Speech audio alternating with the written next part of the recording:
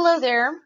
We're going to discuss Chapter 22, the peripheral vascular system and the lymphatics. The Chapter 22 objectives are describing structure and function of blood vessels, capillaries, and lymphatic circulation, discussing the risk factors for peripheral vascular disease and ways to reduce risks, discussing an accurate nursing history of peripheral vascular system, discussing an accurate the normal and abnormal findings of the peripheral vascular system, and describing findings seen when assessing the peripheral vascular system across the lifespan for adult and older adult. So, just like with the other systems, we start off with structure and function. In the peripheral vascular system, we have arteries and veins. So we need to know what are these structures, where are they located, and what do they do? So arteries deliver oxygen-rich blood to capillaries and then to tissues. This is a vital function for what we call perfusion. So this blood is propelled under pressure from the left ventricle. This is why when you're palpating the radial pulse or you're palpating the dorsalis pedis, that the pulse that you feel on those arteries is the heartbeat or the ventricular pulse. So the heartbeat forces blood through the arteries and creates this arterial pulse. These walls are thick and are muscular because they have a big job to do, which is to perfuse the periphery.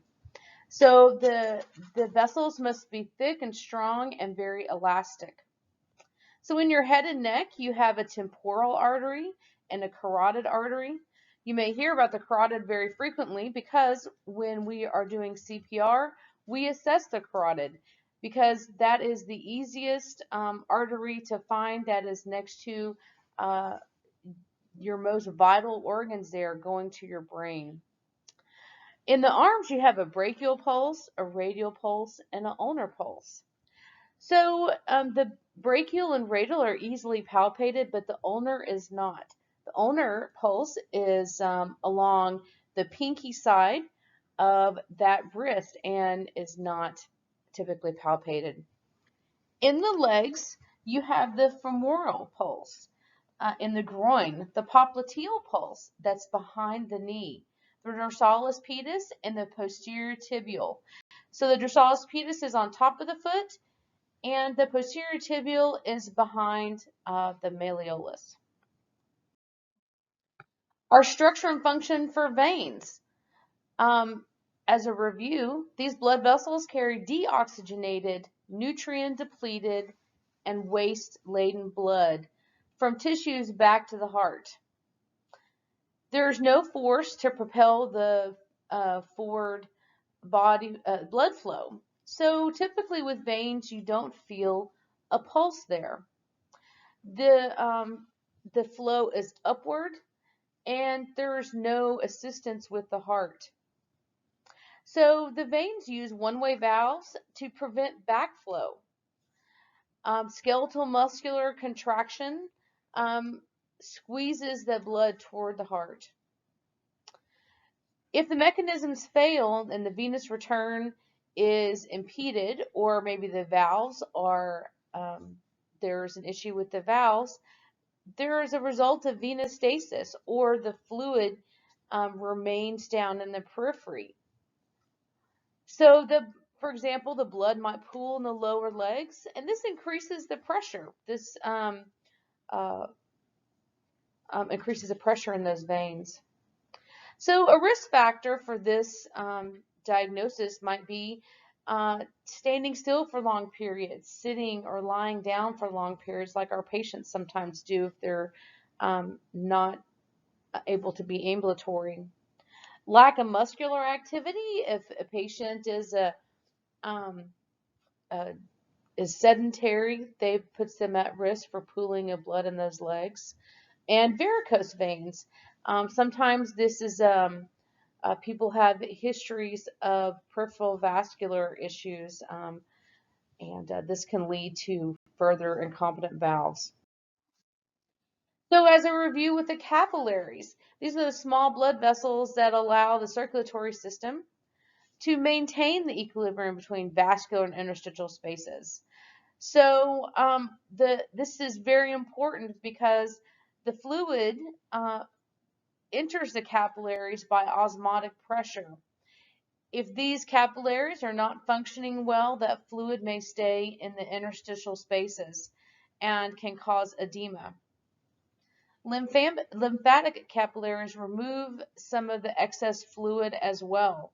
So we need these function correctly to prevent swelling and edema in our extremities. So the lymphatic system drains excess fluid and plasma proteins from bodily tissues and returns them to the venous system. This is a very important function to prevent swelling. Uh, During circulation, more fluid leaves the capillaries than veins can absorb, and so the lymphatic system drains that fluid and helps prevent edema. Fluid and proteins absorbed can become lymph from lymph nodes, where microorganisms, foreign materials, dead blood cells, abnormal cells are trapped and destroyed. You might remember that there is a lymph system all throughout the body that drains foreign material, microorganisms, and bacteria. It's kind of cleaning up the sewer pipes there. So you have nodes in different places all along this course throughout the body. These nodes are small. They should be non-palpable, 1 to 2 centimeters. Sometimes they're grouped together. You can see that in the neck, the arms, and in the legs. You'll see you have multiple nodes there because they have big jobs to do. So when we start talking about some of the diagnosis of this system, one of them is peripheral arterial disease. So a lot of times this arterial disease is some of the non-modifiable risk factors are age, but it's also associated with diabetes. Quite a few cardiovascular issues you will find are associated with diabetes. So major causes are impaired ambulation, maybe wounds or amputations.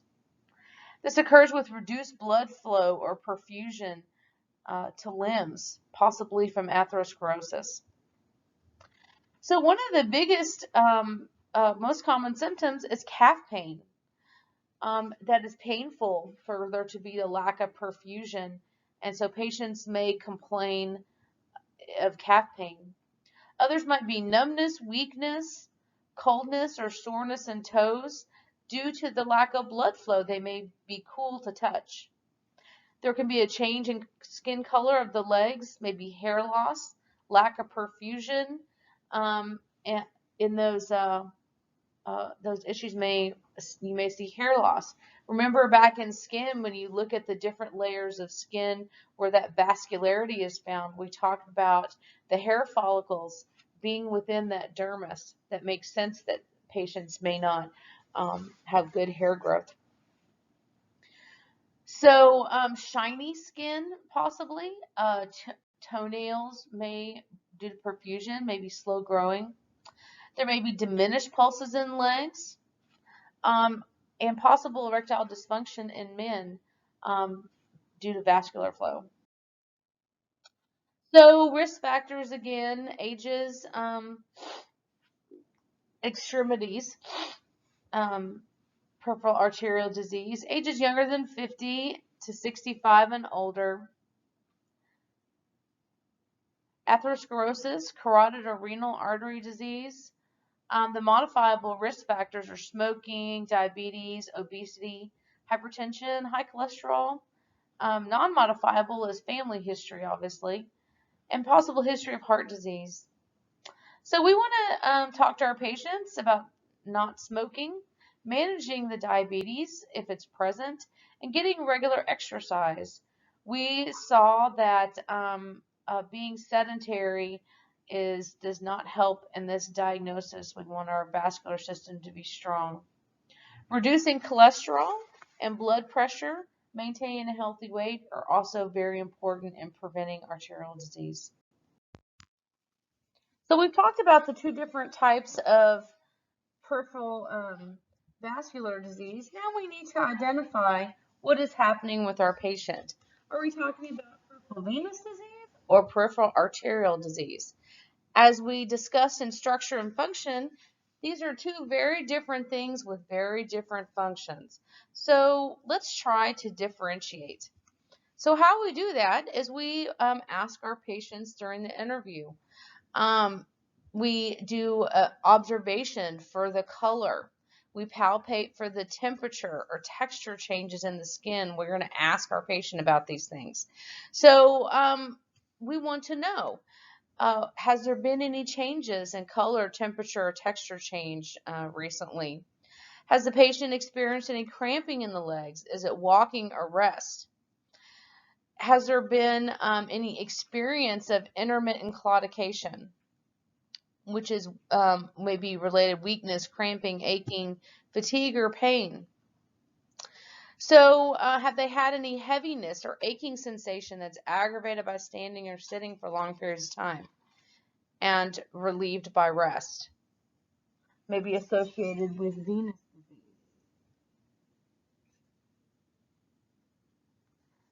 So if there is a lack of pain, we may think that possibly the patient is having experiencing some neuropathy. So we need to ask them about that too, the onset, duration. This is where we start asking those cold spot questions. So when we are assessing the pain, we might anticipate the leg veins um, uh, may be rope-like, bulging, or contorted. We're going to ask about any sores or open wounds in the legs, location, any pain with those, any history of swelling or edema in the legs or feet, what time of day, maybe is there pain with that swelling, any history of swollen lymph glands. We might ask our male patients about any erectile dysfunction, history of circulatory problems, blood clots, ulcers, poor healing. You might relate those to lack of perfusion or venous stasis. Any history of heart or blood vessels, surgeries, or treatments. A lot of times, if patients have blood vascular issues in other places, they may experience that in the periphery as well. Any family history of diabetes, hypertension, um, cardiac disease, any elevated lipid levels, sometimes those things can affect others in the family as well. And then, of course, lifestyle practices. Does your patient smoke? How often do they exercise? Do they use contraceptives? Contraceptives and have been linked to some cardiac issues, peripheral vascular disease. Does your patient wear a support hose if they know that they are going to be standing for long periods of time? Do they wear a support hose? You'll find that a lot of nurses are opting for support hose as well because we are on our feet quite a bit, and that puts us at risk.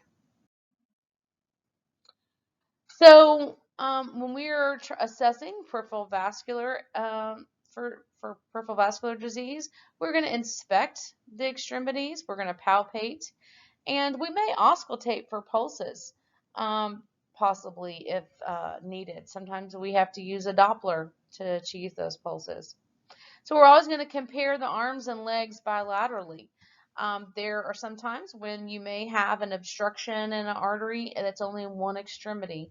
So you need to palpate to identify and document that accurately. We will not do groin exams for the class, but know that if you are assessing a pulse for a patient, you should know where that femoral pulse is being found. A lot of times, if your patient is in a critical situation, that may be the only pulse that you can palpate as your body tries to save the vital organs there. The periphery is the first to go. The position for sitting for exam of arms, but for legs and groin, you want to lie down supine because think about how gravity might possibly pull that any fluid in the area into your lower extremities. You want those legs to be neutral. So when you assess the upper extremity, we're observing for signs, any edema, any observable difference in size. You're going to measure if you are trying to, if there's noted difference in size, you might measure the arm circumference at the same location. So the arm should be symmetric without edema. There should be some venous patterning that you may even see for yourself um, in your hands, arms, etc. Any lymphedema or prominent um, pattern related with lymphedema might affect just one extremity. Because a lot of times when we talk about lymphedema, that is related to maybe possibly your patient has a history of having those lymph nodes removed from that one extremity. And so now there's no lymph nodes to filtrate that fluid out of that extremity. So we have pictures of this in your book if you have not ever seen that before. So we're always going to palpate for temperature. Fingers, hands, and arms should be equal, warm and dry, equal bilaterally. So if there's a perfusion issue on one extremity versus the other, that may not be the case. A cool extremity can be a sign of arterial insufficiency. And there are some patients with that arterial insufficiency that have Raynaud's, and they may have discoloration to the hands, on the palms of the hands, and also on the tips of the fingers. But this is related to arterial insufficiency. So we inspect the coloration of hands. It should be equal and consistent. We always use a color. We're looking for any hypoxia or clubbing that's obvious to the hands. But if there's inconsistent temperature, we would definitely evaluate that further. So Raynaud's is that vascular disorder caused by vasoconstriction or vasospasm of fingers or toes with color change. And sometimes this exacerbates when the weather is cold. And you can ask your patients about that, about what they have done to help treat that. So we're going to palpate their and assess capillary refill. So capillary refill gives us an idea about their perfusion to their fingertips. So the normal capillary refill time is less than 2 seconds. We'll press the tip of the finger, and and it should blanch, and that color should return within less than 2 seconds. If it's greater than 2 seconds, this can indicate poor perfusion, vasoconstriction, decreased cardiac output, or possibly arterial occlusion. So we palpate the radial pulses, and again, the radial pulses are on the thumb side of the wrist, interior wrist, and the expected finding would be a 2+ out of 3+, bilaterally strong, and the arterial walls resilient and flexible. The ulnar pulses are not commonly palpated, as we talked about earlier. If you suspect arterial insufficiency, you can palpate the brachial pulses, and they should be equal. But in an emergency, you're always palpate the carotid. We're going to assess the nail angle, and it should be approximately 160 degrees, well adhered. Anything that's greater than 160 degrees, or the nail starts curving around the finger, such as clubbing, can indicate chronic hypoxia. When we talk about palpating epitrochlear nodes, that is within that the upper part of the antecubital space. We assess they should be non-palpable, and nothing greater than 1 to 2 centimeters, non-tender, non-palpable. If they are enlarged, they can indicate an infection in the hand or forearm. So if somebody has had adenopathy, lymphadenopathy, or any lesions or any bacteria that's draining, that might be enlarged in that space. So this is the Allen test is not something that you'll frequently do out in the hospital setting, but just being aware, structurally, it makes sense that if you uh, your arteries go in as kind of a horseshoe through the palm of your hand. So if you obstruct those arteries, the color would blanch. And then when you release them, the color should return. So a normal pink coloration returns to the palms within 3 to 5 seconds. With arterial insufficiency or occlusion, the pallor persists. So it is just another way to identify if somebody is having arterial occlusion, which obviously can happen within that radial artery. When we're assessing the lower extremities, we're going to do it again with the patient supine. The groin area is going to be draped. You're going to observe the skin color and the hair distribution and compare those lower extremities bilaterally. We're going to look for any lesions or ulcers. Feet, lower extremities, anywhere that uh, the patient's been experiencing that. So when we look at the color for patients, pink is a consistent color. Hair should be seen on the legs and dorsal area of toes. This is that terminal hair. There might be some vellus hair, but mostly terminal hair to lower extremities. The legs should be free of lesions or ulcerations. So abnormal findings might include those colors we talked about in skin, pallor, rubor, which is that redness, cyanosis, which is more blue tint, rusty and brownish pigmentation around the calves. A lot of times that's related to that venous insufficiency. Hair loss with thin, shiny skin. We see that sometimes with arterial insufficiency. Ulcers on toes or ankles. Um, uh, can be either one, but typically with peripheral arterial disease, you'll see more ulcers on the toes. We always inspect for edema.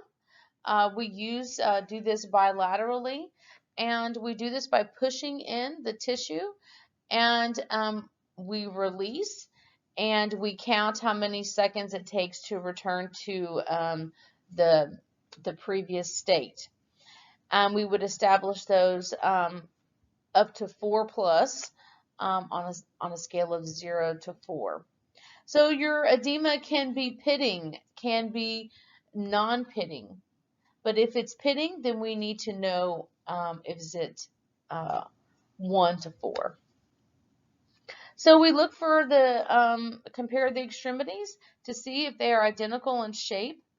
Um, if there is a systemic problem, a systemic edema, we might anticipate congestive heart failure. If it's unilateral or only affecting one leg, we might anticipate that it's a localized problem, maybe lymphedema. When we're looking at the lower extremity, we're going to assess temperatures with the backs of our hands, the dorsal part of our hands. We compare symmetrically. We expect them to be warm and dry bilaterally. The feet may be slightly cooler, but they should be bilaterally equal. Generalized coolness in one leg or a cooler leg suggests maybe arterial insufficiency. We also palpate for any type of unilateral warmth to extremity, which may be related to thrombophlebitis or deep vein thrombosis. When we palpate the inguinal lymph nodes, which we will not be doing in lab, um, we expect them to be non-tender lymph nodes up to 1 to 2 centimeters. Any nodes larger than 2 centimeters with or without tenderness can be for maybe a localized infection or generalized lymphadenopathy. Our femoral pulse should be strong bilaterally and equal. Your popliteal pulse can be difficult to localize. It's place your thumbs on the knee and the fingers deep in the bend of the knee, lateral to the medial tendon.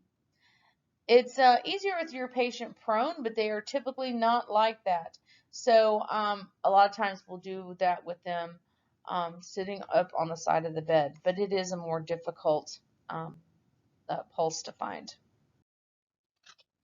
So we are definitely going to focus on the dorsalis pedis, um, and we dorsiflex the foot and apply light pressure lateral to the extensor tendon of the big toe.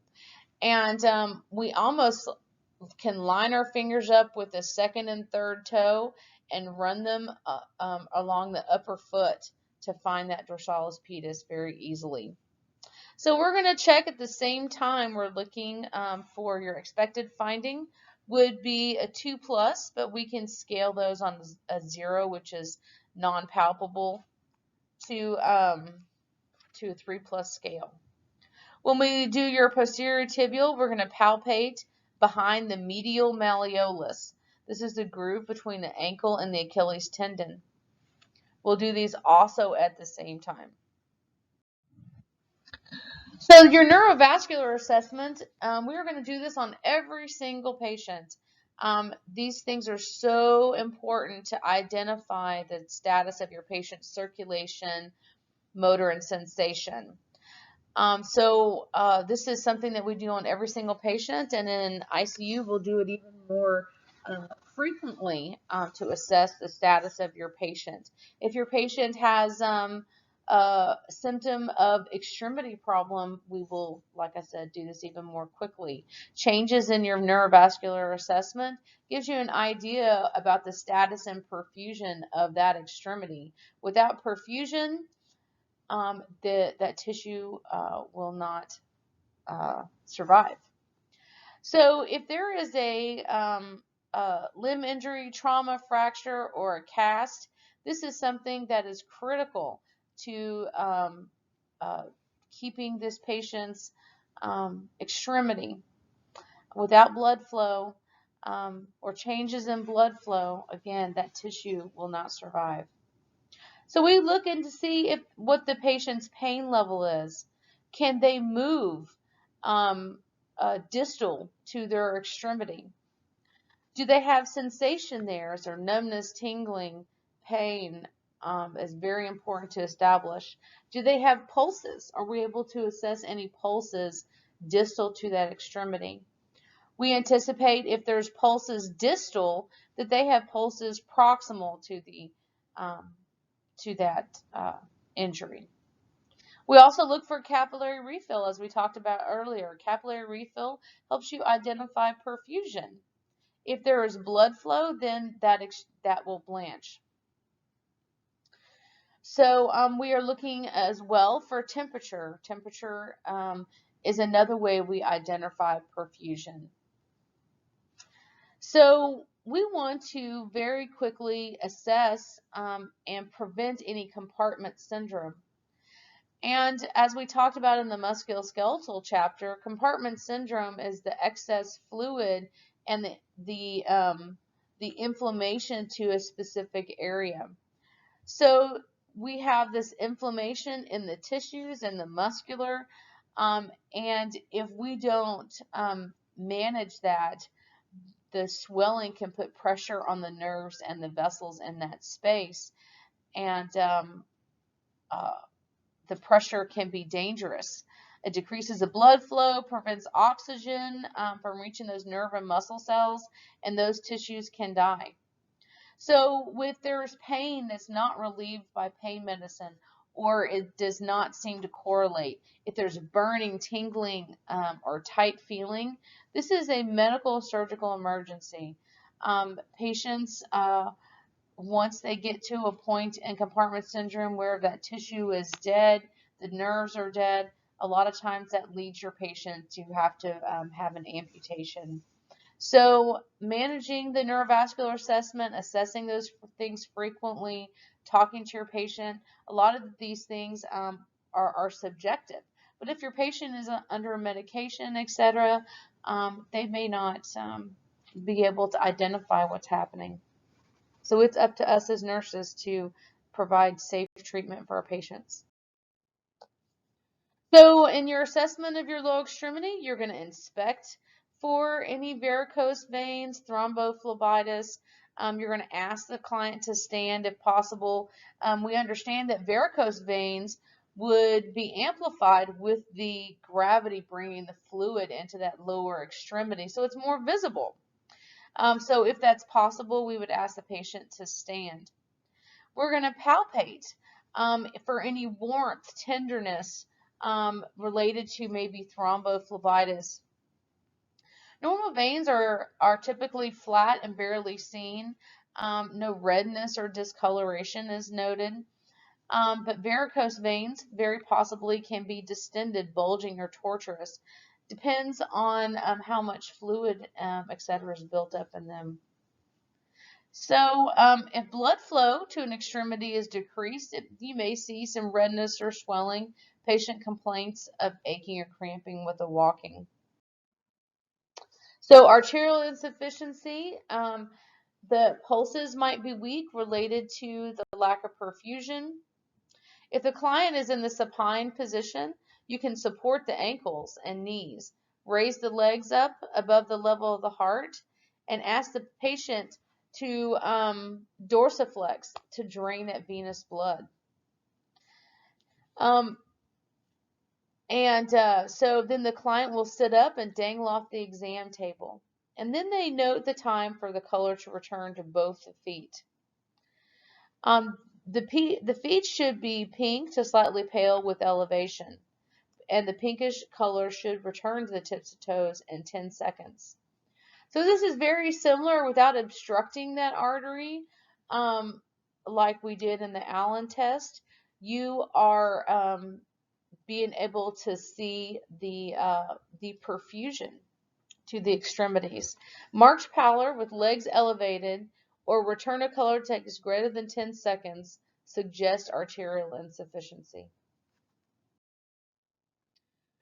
So we also see the intermittent claudication, that sharp, constant pain. The pulses would be diminished or absent because of lack of perfusion. The skin characteristics you might see with arterial insufficiency are that redness, shiny skin, cool to cold temperature, and that loss of hair over toes and feet. And even possibly the nails may be thickened and ridged because there's not good perfusion there. Our ulcers that we might see with arterial insufficiency are a lot of times on the tips of the toes, the very distal part of the perfusion. They can be very painful and deep, involving that joint space. Pale, black to dry and gangrene might be seen with these wounds. So the leg edema typically is minimal unless the extremity is in a dependent position. With venous insufficiency, you might also see aching and cramping. The pulses typically are present because there's not an issue with the arteries. We're dealing with the veins, which do not have a pulse. They're present but may be difficult to palpate if your patient's experiencing edema. Your skin characteristics typically have more thickened and tough skin. They may be that reddish blue or ruddy. Sometimes there may be some dermatitis on that skin as well. But it's more of that brownish tint around the calf areas where the patient's been experiencing venous stasis. So the ulcer characteristics a lot of times are around that calf area, anterior tibial, medial malleolus, etc. The pain may be superficial and minimal pain, but also can be painful. It depends on the depth of the ulcer. The shape is typically irregular. The leg edema can be moderate to severe depending on the instance of venous insufficiency. So as we talked about peripheral edema throughout this chapter, we can have lymphedema that is unilateral, typically non-pitting. if your patient has bilateral edema, it would be very typically non-pitting. But most of the time, it is unilateral and related to removal of those lymph nodes and that space. Um, for an example, after somebody has a radical mastectomy, they'll remove that breast tissue and the lymph nodes associated, possibly. Chronic venous insufficiency, as we talked about before, caused by obstruction or insufficiency of those veins, can have pitting edema, 1 to 4 plus. Can be unilateral if it's only affecting that one extremity, but definitely can be bilateral. So skin ulceration and pigmentation changes can be present after this patient's had this chronic venous insufficiency for a while.